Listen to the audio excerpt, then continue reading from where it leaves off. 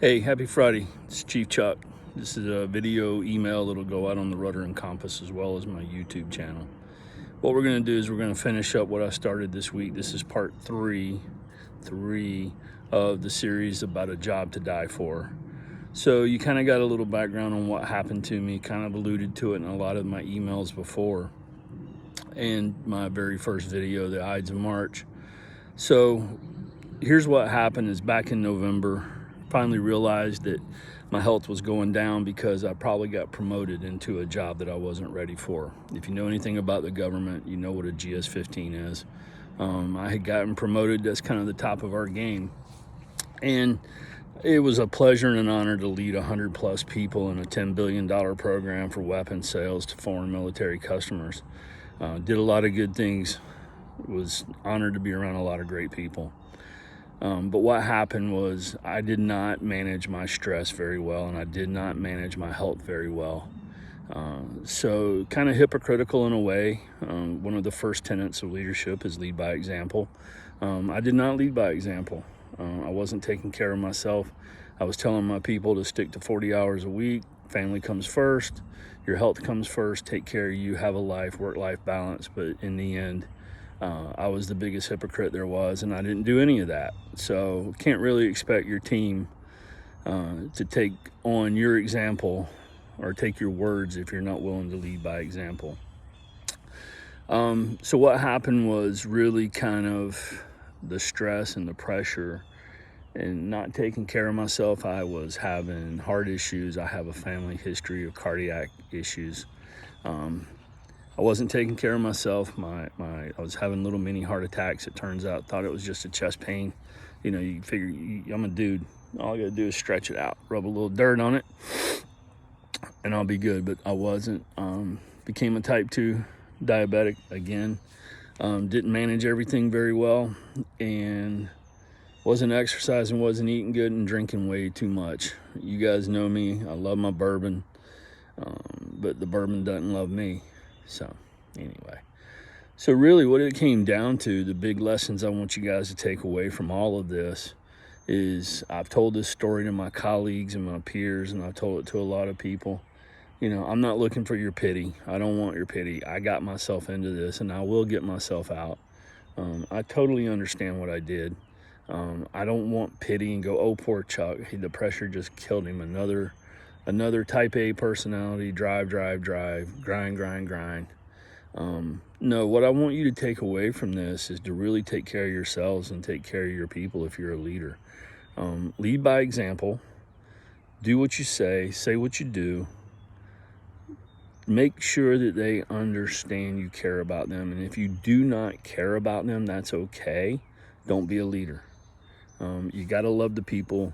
You got to be willing to stand up for them. You got to be willing to take on the stress that comes with fighting back to your boss. And the best way you can do that is to take care of yourself. Sleep good, eat good, exercise good, mentalize good. Mentalize is a word I just made up. Jonathan Pritchard ought to like that one. The mentalizer. He's the mentalist. I'm the mentalizer. Anyway, rabbit.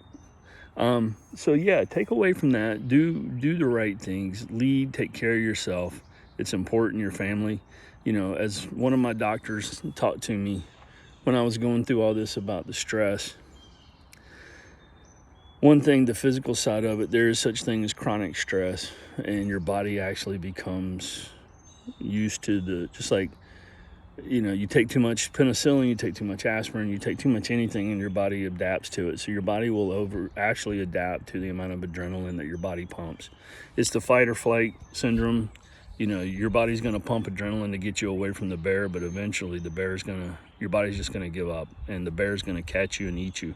I was looking up at the bear. So the other thing is, he told me, he goes, hey, it's inevitable that we will all come to the same demise in this world, that life is a terminal disease, and somebody will eventually engrave a headstone for us. And so what do you want on it? Do you want it that you were the world's greatest worker, program manager, whatever your job is? Or do you want one that says that you were a great father, husband, brother, sister, aunt, uncle, friend, whatever? You know, the old saying, it's not the numbers on either end of your headstone, it's the dash in the middle that was your life. So go live your life and do it well. So lead by example. That's one.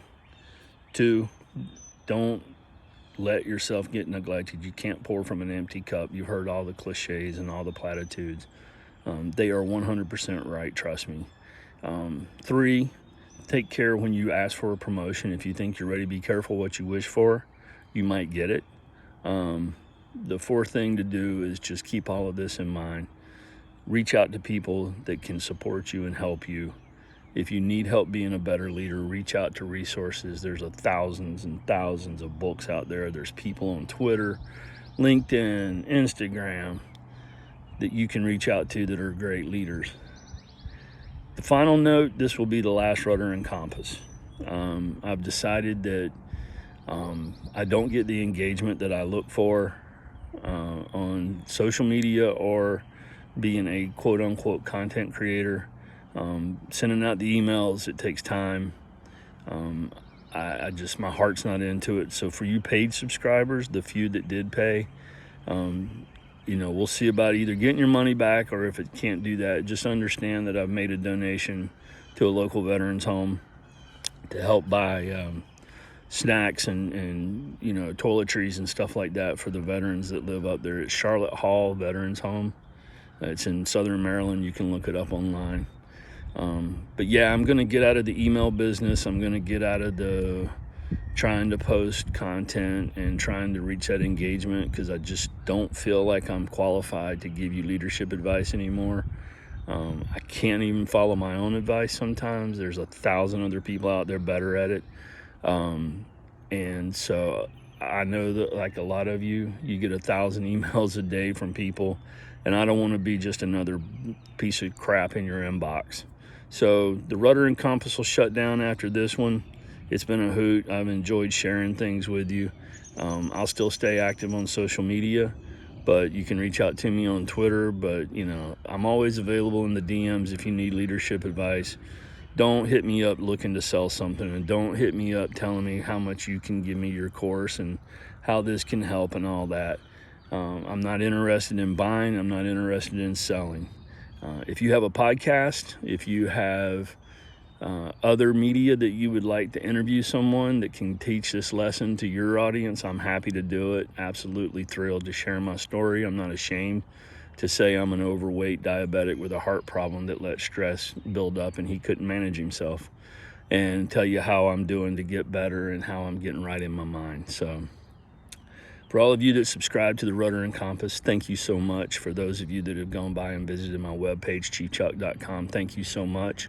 For those of you that follow me on Twitter, thank you so much. I look forward to engaging and interacting when and where I can, but I've got a lot of work to do. So until the next time that we should ever have to meet, you can reach me still by email, chiefchuck2k@gmail.com.